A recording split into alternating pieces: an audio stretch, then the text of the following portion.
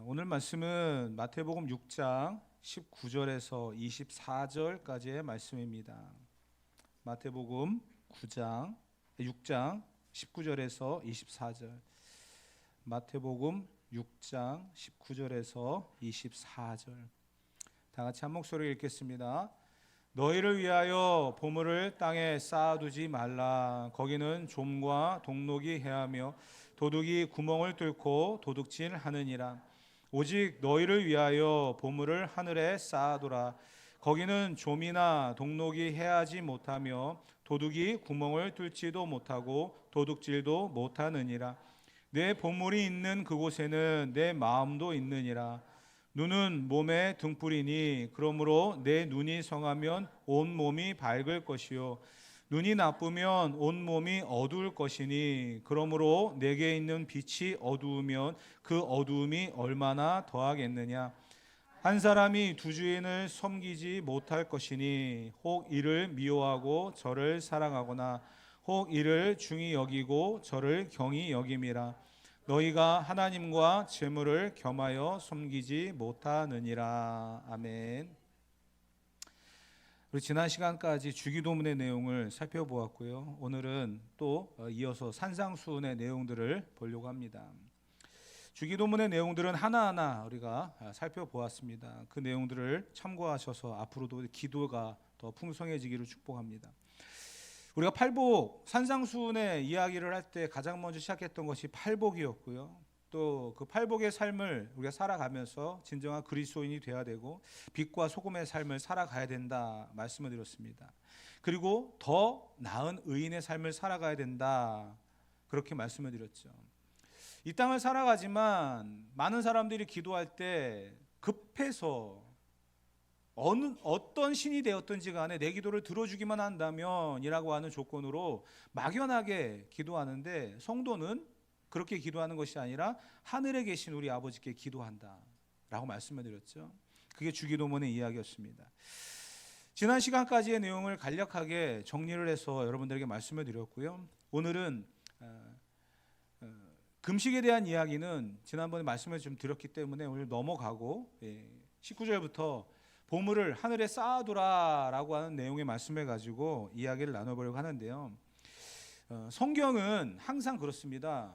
하라, 하지 말라, 이 두 대조로 이루어져 있습니다. 하라, 하지 말라.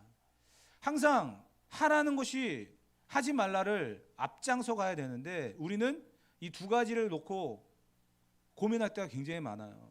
하지 말아야 될 것들을 하면서 또 해야 될 것을 하지 않으면서 죄를 범하고 또 근심에 빠지는 그런 경우들을 굉장히 많이 보게 되어집니다.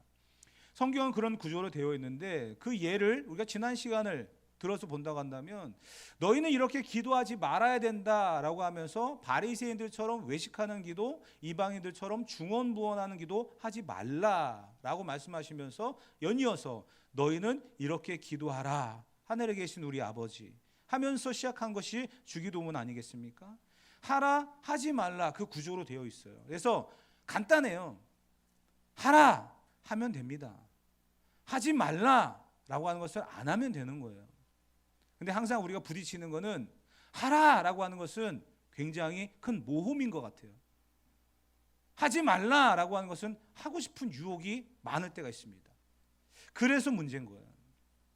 간단한 구조이지만 우리가 이 부분에 무너지는 이유는 항상 우리가 이 두 부분에 있어서 씨름하고 부딪히는 일들이 굉장히 많기 때문에 그렇습니다.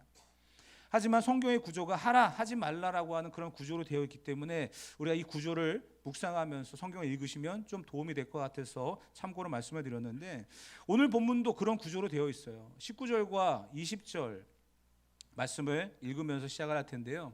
다 같이 19절과 20절을 다시 한번 읽어보도록 하겠습니다.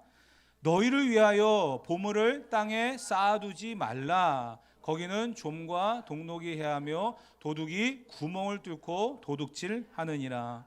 오직 너희를 위하여 보물을 하늘에 쌓아두라. 거기는 좀이나 동록이 해하지 못하며 도둑이 구멍을 뚫지도 못하고 도둑질도 못하느니라. 아멘. 19절과 20절에 땅에 쌓아두지 말아라, 하지 말라는 거죠. 20절에는 너희가 보물을 하늘에 쌓아두라. 그렇게 하라는 거죠. 땅에는 쌓아두지 말고요, 하늘에는 쌓아두랍니다. 무엇을요? 보물을요. 이 보물이라고 하는 단어는요, 금고라고 하는 뜻도 있답니다. 금고. 여러분들은 하늘에 얼마나 많은 보물을 쌓아두셨습니까? 우리가 이 부분에 항상 예전부터 들어왔던 이야기는요, 몸으로 충성하고 헌신하면서 하늘에 보물을 쌓아야 되고요, 또 물질로서 하늘에 보물을 쌓아야 된다라는 이야기를 많이 들었습니다. 그래서 30배, 60배, 100배 그 이야기를 하며 많이 심으면 많이 거둔다. 하늘의 보물을 많이 쌓아두어야 많이 거둔다. 이렇게 이야기를 합니다. 그렇게 우리가 들었고요, 그렇게 이해를 해왔습니다. 그렇다면 여러분들 얼마나 많이 보물을 하늘에 쌓아두셨습니까? 요즘에 갑자기 연말이 되고 또 나라의 어떤 세금이 좀 부족해서 그런지 몰라도 세금을 안 내신 분들을 찾아다니는 그러한 국가 공무원들이 있더라고요. 그 TV가 이제 막 나오면서 보니까 재밌더라고요. 그분들의 공통적인 특징이 집에 개인 금고가 있더라고요. 그런데 그 금고의 용도는요, 그 안에 다른 사람이 손대지 못하도록 보관하는 용도거든요. 근데 그 금고를 열었어요. 물론 그 안에 현금이, 세금은 낼 수는 없지만 현금은 쌓아두고 사시는 그런 분들이 있어서 그 안에서 현금을 막 5만 원짜리 다발로 이렇게 꺼내는 그런 장면도 나왔고요. 금고를 열었는데 그 안에 돈이 하나도 없어요. 그래서 이상하다 생각해가지고 주위를 살펴보는데 금고 주변에 5만 원짜리가 보이길래 이 세금 징수원이 촉이 왔대요. 그래서 이상하다 해가지고서 금고 밑에를 한번 이렇게 싹 휘집었더니 1만 원짜리가 무려 1억이 나왔대요. 뭐 1억 정도는 다 갖고 계시니까, 그렇죠? 여러분들도 개인 금고 다 갖고 계시고 금고 바닥에 1억 정도 갖고 계시잖아요. 제가 왜 이런 이야기를 드리냐면, 예전에 있던 교회에 할머니 권사님 한 분이 자기는 먹고 죽어도 쓸 돈이 없다고 그러면서 그냥 그 어려움을 매일 얘기하시더라고요. 그러다가 이제 돌아가셨어요. 집 정리를 자녀들이랑 같이 이렇게 하면서 보니까 세상에 장롱 밑에서 돈다발이 나오기 시작하는데 5천만 원이 나오더라고요. 먹고 죽어도 쓸 돈이 없다고 막 그러시던 분이 그렇게 나오더라고요. 그래서 그런 생각이 들더라고요. 저거만 뜯어 먹었어도 살았을 텐데. 다들 그 정도는 갖고 계시지 않아요? 장판 밑에, 그냥 장롱 밑에 지금도 이렇게 한번 이렇게 싹 훑으면은 한 5천만 원 정도는 나오지 않으세요? 이 땅을 살아가면서 우리가 금전적으로 얼마를 갖고 있어야 행복할까요? 이런 이야기 하더라고요. 은퇴하고 난 다음에 한 가정에 필요한 평균적인 금액이 한 300만 원 정도 든다. 생활비가 한 300만 원 정도 된다는 그런 기준이 나왔습니다. 그 300만 원이라고 하는 기준에서 여러분들이 모자라다. 그러면 여러분들이 그만큼 인생은 잘못 사신 거래요. 참 이런 기준도 마음 아프고요. 그러한 기준이 왜 만들어졌는지에 대한 부분도 좀 씁쓸합니다. 성경이 말하고 있는 보물의 의미가 무엇일까? 성경은 왜 예수님께서 이 보물이라고 하는 것을 이야기하면서 땅에 쌓아두지 말고 하늘에 쌓아두라라고 말씀하셨을까? 그 이야기를 우리가 한번 집중적으로 보기를 원하는데요. 보물의 의미를 우리가 분명히 좀 알아야 될 것 같습니다. 보물은 눈에 보여지는 것이 아님을 우리가 분명히 알아야 됩니다. 예수님이 말씀하시는 보물은요, 황금이 아니고요, 유향이 아니고 모략이 아니에요. 금전적인 눈에 보여지는 그러한 물질이 아닙니다. 분명히 예수님이 하시고자 하는 그러한 의도가 있다는 거예요. 하늘에 쌓아두래잖아요. 그래서 제가 이 본문을 묵상하면서 제목을 잡을 때 많이 고민을 했어요. 뭐라고 잡아야 이 본문을 풀어나갈까 하다가 뭐 하늘은행 이런 것도 잡아봤거든요. 하늘은행에 우리 저금을 합시다 뭐 이런 주제도 잡아봤고 그랬는데, 근데 본문을 계속 묵상하고 연구해 볼수록 그런 의미가 아니더라고요. 여러분들 하늘은행에 얼마나 적금을 드셨어요? 얼마나 예금을 하셨어요? 나중에 이자는 찾을 수 있어요? 원금은 받을 수 있어요? 그런 의미가 절대 아니라는 것을 발견하게 되어졌습니다. 보물의 가치를 우리가 어디에 두느냐 굉장히 중요한 건데요. 우리가 물질에 관심을 두게 되면 물질이 보물이 됩니다. 자녀에게 집중하게 되면 자녀가 보물이 되는 거죠. 명예, 권세 마찬가지입니다. 내가 거기에 관심을 두게 되면 그게 보물이 되더라고요. 본문 21절에 뭐라고 되어 있어요? 내 보물이 있는 곳에 너의 마음이 있다. 그렇기 때문에 내가 지금 최고의 가치를 두고 있고 마음을 쏟고 있는 게 보물이라는 거예요. 그러면 이 본문을 해석해 나가는 게 조금 달라질 겁니다. 보물을 땅에 쌓아두지 말라라고 하는 것과 하늘에 쌓아두라고 하는 이 기준을 우리가 이야기할 때 땅의 속성을 우리가 좀 분명히 알아야 될 것 같아요. 왜 땅에 쌓아두지 말아야 되는가? 어느 가수가 그런 노래를 불렀죠. 우리 나이 어느 정도 지긋하신 분들은 다 아는 그런 가수인데, 하숙생이라고 하는 그런 노래 아시잖아요. 인생은 나그네 길, 어디서 왔는지도 모르고 어디로 가는지도 모르고, 또 인생은 벌거숭이, 아무것도 뭐 갖고 가는 게 없다는 거죠. 빈손으로 왔다가 빈손으로 간다, 그런 노래예요. 제가 노래를 한번 쫙 불러드리려고 하다가 여러분들이 또 시험에 들까봐 가사만 알려드려요. 불교의 용어 중에 공술의 공수거라는 말이 있습니다. 빈손으로 왔으니까 빈손으로 간다라는 거거든요. 세상의 이치도 그렇습니다. 빈손으로 왔기 때문에 빈손으로 가는 거예요. 그래서 그런 이야기도 하잖아요. 빈손으로 왔는데 옷 한 벌만 있어도 감사한 거 아니냐. 빈손으로 왔는데 내가 죽을 때까지 먹고 살아가는 그런 환경들이 되었으면 감사한 거 아니냐. 불신자들도 이런 생각과 이런 기준으로 살아가는데 우리는 너무 아둥바둥하면서 더 많은 것을 가지려고, 더 많은 것을 누리려고 살아가고 있지는 않습니까? 한번 우리가 이 부분을 좀 심각하게 생각해 보아야 되겠죠. 성경도 이 이야기를 하고 있습니다. 디모데전서 6장 7절 다 같이 읽어봅시다.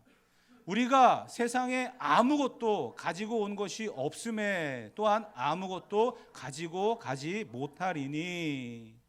성경도 그 이야기를 하고 있잖아요. 아무것도 가지고 온 게 없다는 거예요. 그래서 아무것도 가지고 갈 수 없다는 거죠.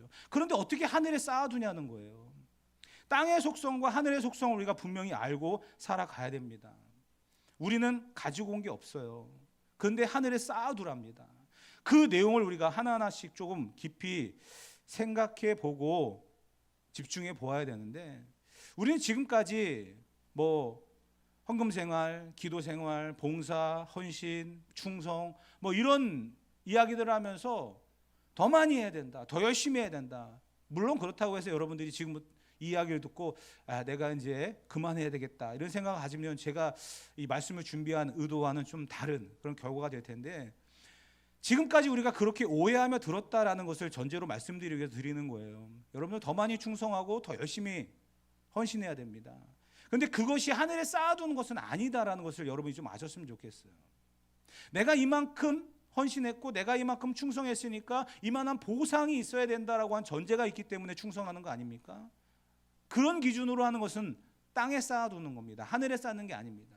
하늘에 쌓는 것은요, 내가 감당해야 될 일들은요 은혜예요. 내가 감당해야 될 사명이에요. 그 기준으로서 우리가 당연히 하는 거예요. 그것 때문에 내가 구원을 받고 그것으로 인해 내가 하늘에 쌓아둔다라고 하는 기준은 버리셔야 됩니다. 명확한 기준을 여러분들에게 오늘 알려드릴 것이기 때문에 이런 말씀을 드리는 겁니다. 우리의 고백은요, 우리가 예배 시간에도 봉헌하기 전에 이러한 성경 구절을 우리가 읽지 않습니까? 역대상 29장 14절 다 같이 한번 읽어보도록 합시다. 역대상 29장 14절. 나와 내 백성이 무엇이기에 이처럼 즐거운 마음으로 드리림이 있었나이까? 모든 것이 주께로 말미암았사오니 우리가 주의 손에서 받은 것으로 주께 드렸을 뿐이니이다. 아멘. 모든 것이 주님으로부터 왔잖아요. 그걸 당연히 돌려드리는 건데, 내게 건강이 있고 시간이 있고 재능이 있어서 충성하고 사명을 감당하는 건데, 그것도 하나님이 주신 건데, 그것을 감당했다고 해서 하나님 앞에 내가 이만큼 일했습니다, 내가 이만큼 살았습니다 말할 수 있습니까? 그게 아니라는 거예요. 그것은 당연한 거예요. 하나님이 내게 주셨잖아요. 사명을 감당하라고 건강도 주셨고요, 물질도 주셨고 시간도 주셨습니다. 그렇기 때문에 우리가 감당하는 거고요. 그건 땅에 쌓는 겁니다. 그 모든 것은 하나님으로부터 왔다는 것을 우리가 인정하고 살아가야 돼요. 그리고 감당하는 거죠. 그것은 땅에 쌓아가는 우리들의 모습이 될 것입니다. 하나님께서 나에게 맡기신 것이 분명히 있다는 것을 우리는 알아야 됩니다. 물질도 건강도 시간도 하나님의 나에게 맡기셨습니다. 그렇기 때문에 그것을 다시 하나님이 가져가실 것이다 라고 하는 것도 알고 살아가야 됩니다. 인생의 마무리 시간에 하나님 그 모든 걸 다 걷어가실 겁니다. 그때까지 우리는 그 맡은 자로서 충성하는 거죠. 맡은 자에게 구할 것은 충성이니라. 그 말씀이 바로 그런 의미입니다. 내게 허락되어진 건강, 시간, 물질 모든 것들은 하나님이 나에게 주셨고요. 그것을 맡은 자로서 우리는 충성을 하는 거예요. 이 세상에서, 땅에서 쌓아가는 거죠. 그리고 하늘에 쌓는 것은 다른 의미예요. 그 하늘에 쌓는 것이 무엇인가를 말씀하기 위해서 색다른 그런 방향으로 예수님이 말씀하셨는데, 말씀을 묵상하다 보면요 조금 이상한 그런 구조로 되어 있는 것을 보게 되어지는데, 하늘에 쌓아두라 라고 말씀하면서 갑자기 눈에 대한 이야기를 하셔요. 이상하더라고요. 왜 이런 구조로 말씀하셨을까? 22절과 23절에 이렇게 기록하고 있는데 한번 다 같이 읽어보도록 합시다. 눈은 몸의 등불이니 그러므로 내 눈이 성하면 온 몸이 밝을 것이요 눈이 나쁘면 온 몸이 어두울 것이니 그러므로 내게 있는 빛이 어두우면 그 어둠이 얼마나 더하겠느냐. 갑자기 하늘에 쌓아두라 라고 하시면서 눈 얘기를 하시던 거예요. 이상하더라고요. 왜 이 본문이 여기에 들어갔을까? 끊어서 할까? 다른 이야기일까? 고민을 많이 했습니다. 그런데 이 본문이 다 연결이 되어지더라고요. 여러분, 길을 가다가 요즘에 이제 젊은이들 보면 뭐 방송에서 그런 것들이 많이 나와서 그런지 몰라도 주변 사람들은 의식 안 하더라고요. 뭐 서로 이제 끌어안고 뭐 입맞춤을 하고 막 이러는 것들을 자연스럽게 합니다. 근데 어른들은 굉장히 부끄러워하죠. 예전에 어른들은 어때요? 연애할 때 손도 제대로 못 잡았잖아요. 남자분은 저 앞에 가고 여자분 뒤에 막 이만큼 따라가면서 어떻게 보면 부부인지 연인인지도 모를 정도로, 근데 집은 같이 들어가시잖아요. 부부니까. 그렇게 연애를 하셨는데 지금 젊은이들은 안 그러거든요. 왜 그럴까? 이유는 간단해요. 사랑하니까 다른 게 안 보이는 거예요. 상대편만 보이는 거죠. 그래서 의식을 안 하는 거거든요. 그 상대편만 보이는 거예요. 눈이다라고 하는 것을 이야기하는 이유가 바로 여기에 있습니다. 예수님께서 말씀하시면서 하늘에 쌓아두라 라고 하면서 말하는 것은 너희의 눈이 보아야 된다는 거예요. 너희가 눈이 볼 수 있어야 된다는 거예요. 하늘에 쌓아야 될 것이 무엇인지를 볼 수 있어야 된다는 거예요. 우리가 이것을 보지 못하면 하늘에 쌓아둘 것이 무엇인지를 알지 못하고 살아가게 될 것입니다. 그래서 우리는 하늘에 쌓아둘 것이 무엇인지를 우리의 눈으로 밝히 볼 수 있어야 됩니다. 그것을 이야기하는 것이 요한 1서 1장 5절에 나와 있는 말씀인데요. 다 같이 한번 읽어보도록 합시다. 우리가 그에게서 듣고 너에게 전하는 소식은 이것이니 곧 하나님은 빛이시라 그에게는 어둠이 조금도 없으시다는 것이니라. 아멘. 하늘이 있다라고 하는 존재를 우리가 인식하고 살아갈 수 있다면 그곳에 쌓는 것은 아무 문제 없을 겁니다. 여러분들이 은행에 아마 이제 어느 정도 돈을 저금을 한다든지 아니면 노후를 위해서 적금을 든다든지 하면서 뭔가 쌓아두신 게 있을 겁니다. 근데 여러분 그 은행을 믿습니까? 얼마나 믿으시죠? 그 은행이 파산하게 되면, 그 은행이 그 돈을 갖고 튀면 어떻게 하실 거예요? 그 은행을 여러분들이 믿는다는 전제하에서 예금을 하고 적금을 드는 거 아니겠어요? 하나님이 우리에게 눈이 열려서 하늘을 보라라고 하는 것은 하나님이 빛이시기 때문에 우리에게 그것을 보라는 거거든요. 어두운 곳에서는 볼 수가 없어요. 그 어두운 곳을 보기 위해서는 반드시 빛이 필요한데 하나님이 빛이시라 그 빛으로 우리에게 이 어두움을 밝히셔서 하늘에 쌓아둘 것이 무엇인지를 밝히 보여주시겠다라는 거예요. 그러니까 결국은 하늘에 쌓아두어야 될 것은 세상적인 것이 아님을 다시 우리에게 말씀을 하고 있습니다. 그게 무엇이냐? 첫째로 시편 119편 105절에 보게 되어지면 이렇게 말씀합니다. 다 같이 읽어봅시다. 주의 말씀은 내 발의 등이요 내 길의 빛이니이다. 아멘. 가장 원초적이면서 기초의 말씀입니다. 하나님의 말씀이 곧 빛이라는 거예요. 주의 말씀은 내 발의 등이요 내 길의 빛이니이다.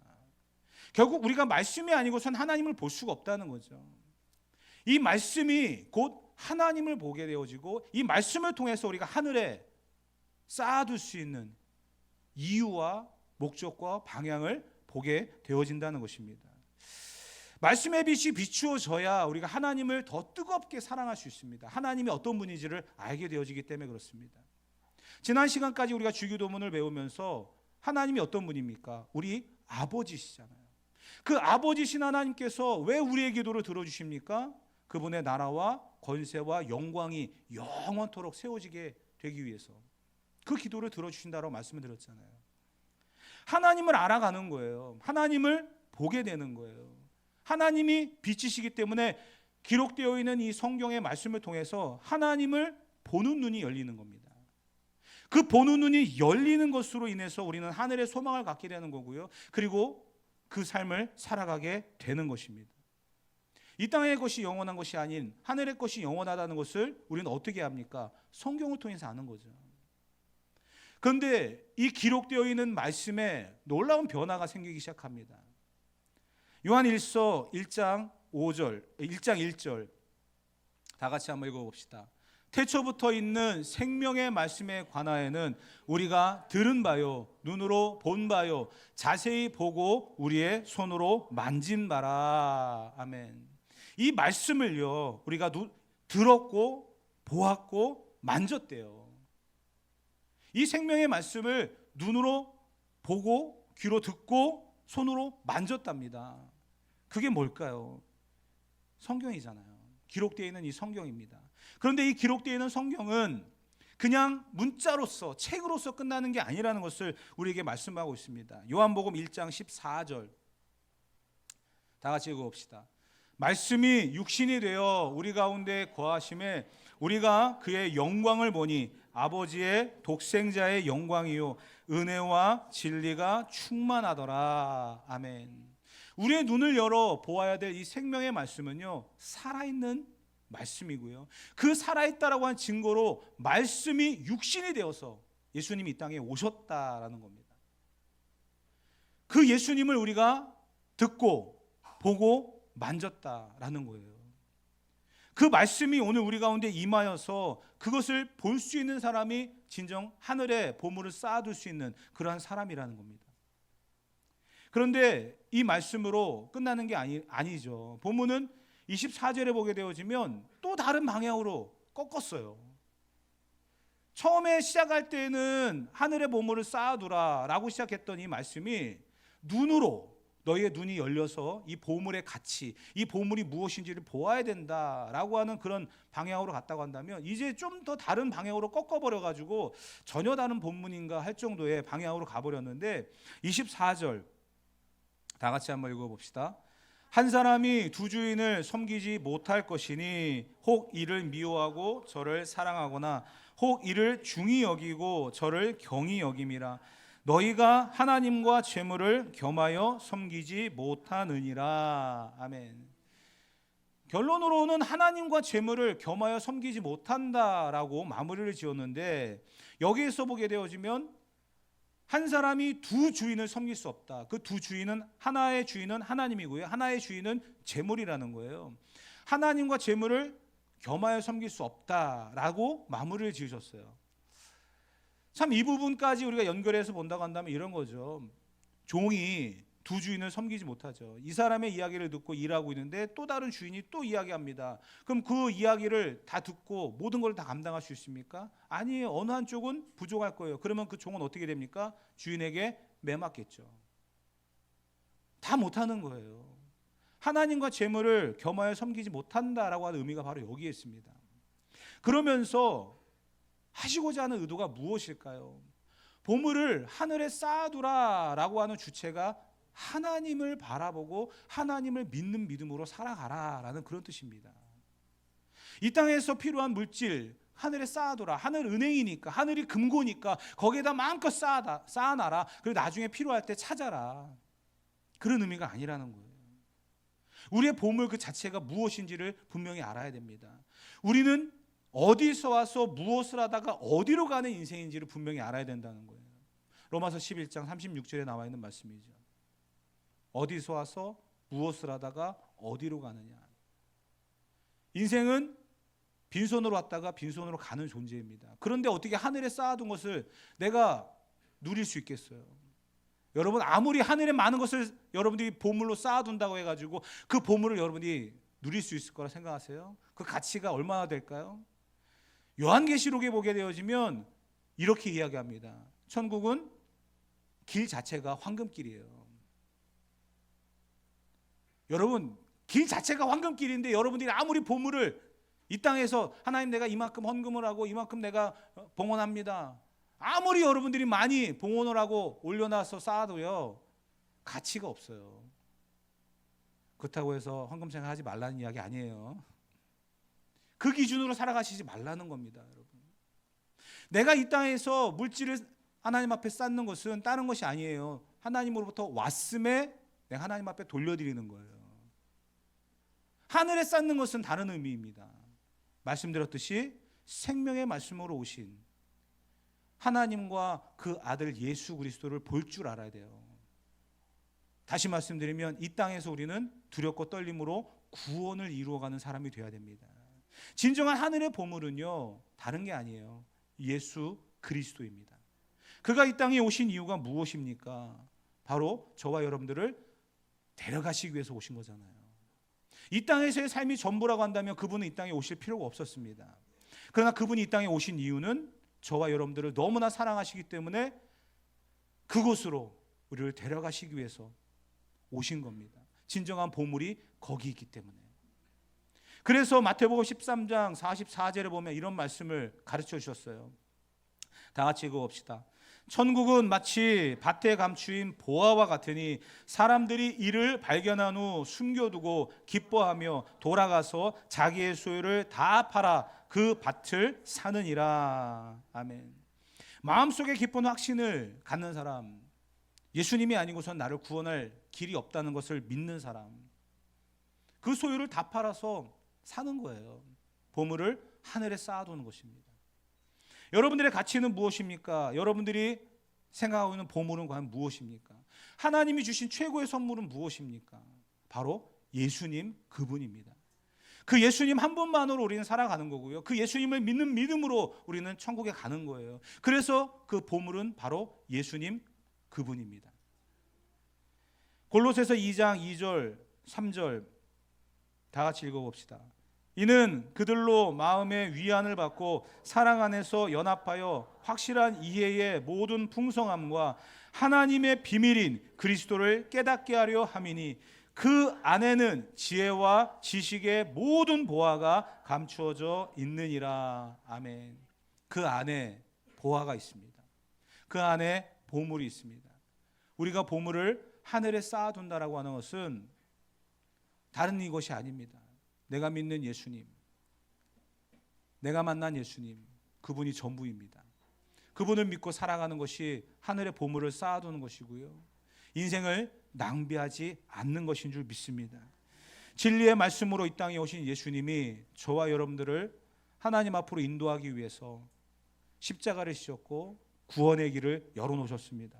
저와 여러분들이 이 말씀 앞에 보물을 하늘에 쌓아둘 수 있는 밝은 눈을 가지고 하늘을 바라보며 소망을 두고 진정한 구원의 아름다운 증거들, 예수 그리스도, 우리의 진정한 보물 되신 그분만을 바라보며 믿음을, 구원을 하늘에 쌓아두고 그곳에서 만나고 누릴 수 있는 저와 여러분 되어지기를 주님의 이름으로 축복합니다.